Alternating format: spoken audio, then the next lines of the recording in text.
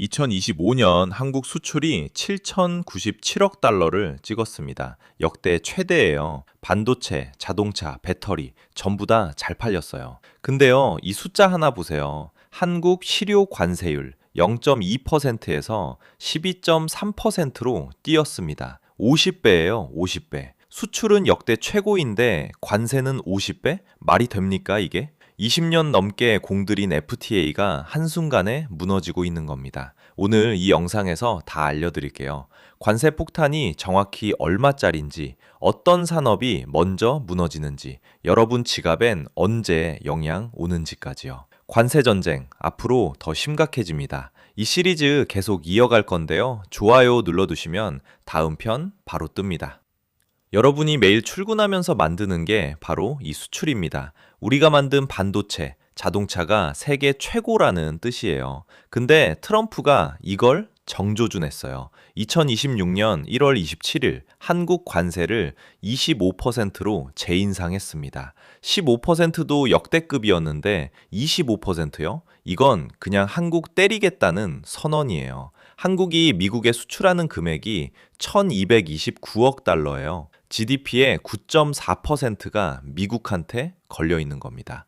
비유하자면요, 20년 다닌 단골 식당이에요. 갑자기 밥값을 50배 올린 거예요. 다른 식당 가자니 갈 데가 없는 상황인 거죠. 심지어 한국은 3,500억 달러 투자를 약속까지 했거든요. 당근을 줬더니 채찍을 더 때린 겁니다. 근데요, 이 관세 폭탄이 터지면 제일 먼저 날아가는 게 어딘지 아세요?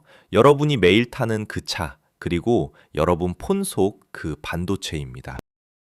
자, 먼저 자동차부터 볼게요. 현대차 그룹이 미국에 차를 얼마나 파는지 아세요? 연간 170만 대 넘게 팔아요. 미국 시장 점유율 10%예요. 여기에 25% 관세가 붙으면요, 연간 8조 원이에요. 8조. 현대차 작년 영업이익의 절반이 그냥 날아갑니다. 차 한 대당 300만 원씩 더 비싸지는 거예요. 8조 원이면 뭘 할 수 있냐면요, 울산 공장 노동자 5만 명 연봉보다 많아요. 미국 소비자도 피해자예요. 차값이 오르니까요. 그 돈이 전부 관세로 증발합니다. 현대차 울산 공장에서 일하는 분들, 기아 광주 공장에서 야근하는 분들, 이분들이 만든 차가 세계 최고잖아요. 근데 관세 때문에 가격이 올라서 경쟁력을 잃는 겁니다. 근데 이건 시작이에요. 진짜 소름 돋는 건 반도체입니다. 미국 상무장관이 뭐라고 했는지 아세요? 반도체에 100% 관세를 매길 수 있다. 100%요. 10만 원짜리 칩에 관세만 10만 원이에요. 가격이 2배가 되는 겁니다. 누가 사겠어요? 삼성전자, SK하이닉스. 한국 수출의 20%가 반도체예요. 여기에 100% 관세가 붙으면요, 한국 경제의 기둥이 무너집니다. 과장이 아니에요. 아직 끝이 아니에요. 철강은요, 이미 50%입니다. 일본, 유럽은 25%인데요. 한국만 50%예요. 2배입니다. 정리할게요. 자동차 25%,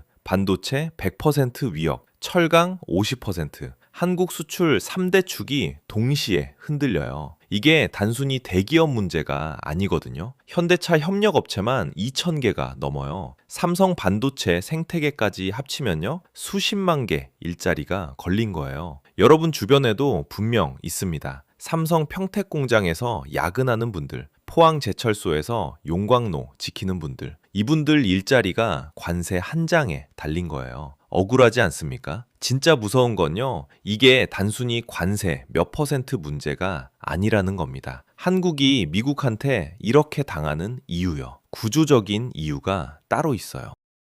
자, 여기서 한 가지 질문이 생기잖아요. 왜 하필 한국이냐는 거예요. 관세 맞는 나라가 한둘이 아닌데 왜 유독 한국이 이렇게 흔들리는 걸까요? 20년 다닌 단골 식당이 있다고 생각해 보세요. 매일 가고 사장님이랑 친하고 메뉴판도 안 보고 주문해요. 그런데 어느 날 갑자기요, 밥값을 50배 올린 겁니다. 이게 지금 한국 상황이에요. 한국의 실효 관세율은요, 0.2%였어요. FTA 덕분에 거의 무관세였던 거예요. 그런데 이게 하루아침에 12.3%로 뛰었습니다. 50배예요. 왜 이렇게 충격이 큰 거냐면요. 한국은 미국한테 너무 많은 걸 걸었어요. 대미수출 의존도가 GDP의 9.4%입니다. 세계 6번째로 높아요. 쉽게 말해서요. 한국이 버는 돈 10원 중에 한 원은 미국에서 벌어오는 거예요. 그 한 원에 25% 세금을 붙인 겁니다. 장사가 되겠어요? 비 오는 날 우산을 뺏긴 셈이에요. FTA가 우리의 우산이었거든요. 20년 넘게 한미 FTA로 거의 무관세 수출을 해왔어요. 그런데 트럼프가 그 우산을 접어버린 겁니다. 근데요, 한국이 가만히 있었던 게 아니에요. 우리 정부가 어떻게 했는지 아세요? 2025년 10월 정상회담에서요, 3,500억 달러를 투자하겠다고 약속했어요. 반도체, 조선, 제조업, 미국 땅에 공장 짓고 일자리 만들고 기술도 가져가겠다고 한 거예요. 3,500억 달러면요, 우리 돈으로 약 480조 원이에요. 3,500억 달러를 투자하겠다는 당근을 줬더니요, 25% 관세라는 채찍이 돌아온 겁니다. 트럼프가 뭐라고 했는지 아세요? 한국 국회가 합의를 불이행했다면서요. 15%에서 25%로 다시 올린 거예요. 솔직히 말씀드리면요, 이건 우리 잘못이 아니에요. 열심히 수출하고 투자까지 했는데 상대방이 약속을 뒤집은 거예요. 480조 원어치 성의를 보여줬는데 돌아온 건 배신이에요. 결국 구조적인 문제인 거예요. 미국한테 너무 많이 의존했어요. FTA라는 안전장치도 무력화됐고요. 투자로 관계를 살리려 했지만요, 상대가 규칙을 바꿔버린 겁니다. 자, 그러면 이 상황에서 이미 움직인 사람들이 있어요. 누군지 알면 좀 놀랍습니다.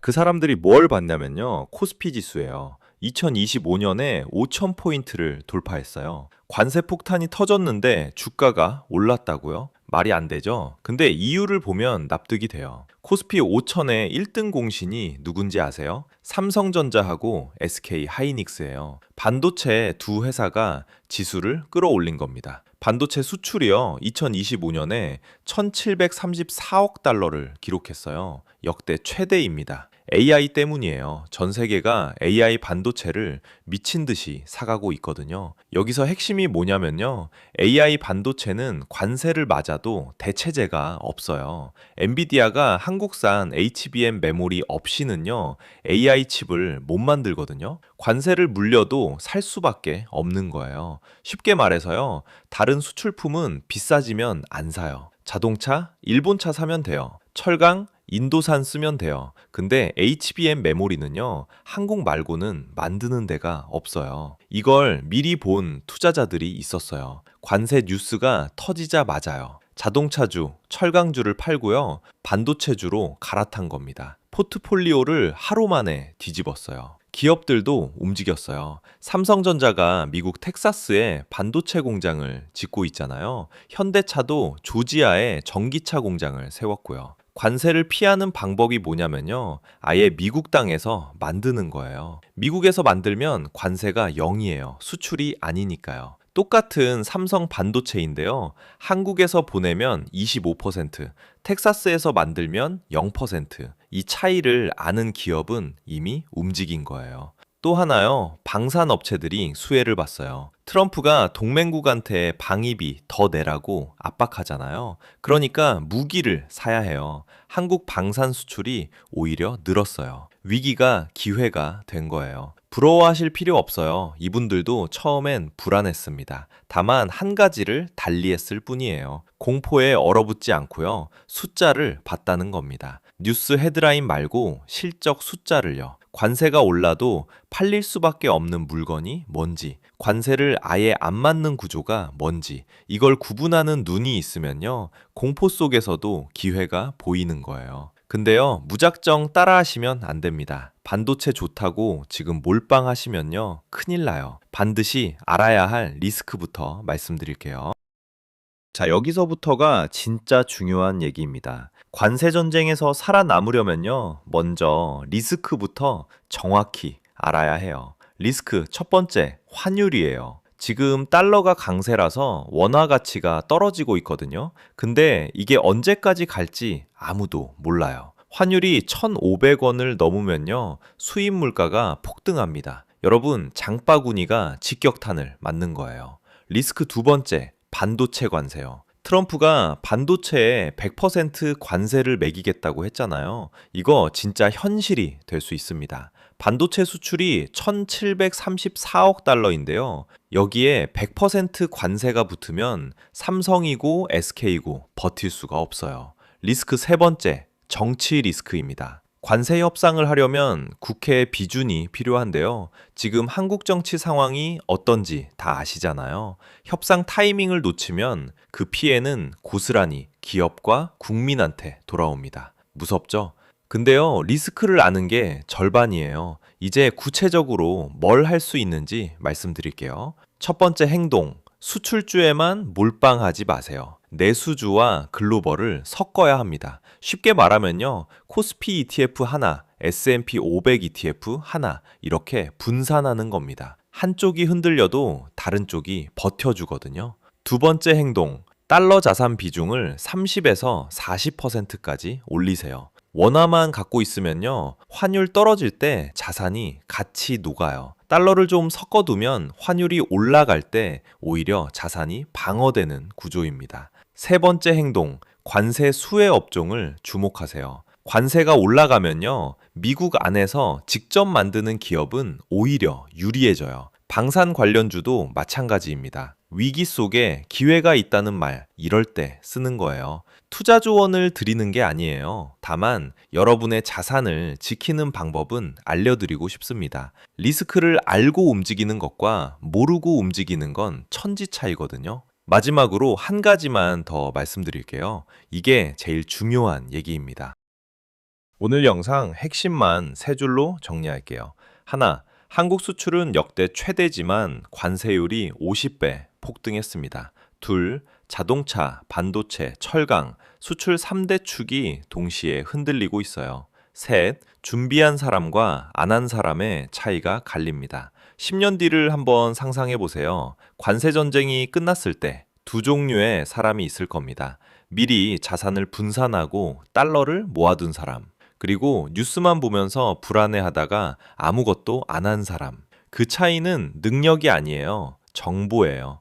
오늘 이 영상을 끝까지 보신 여러분은요, 이미 한 발 앞서 있는 겁니다.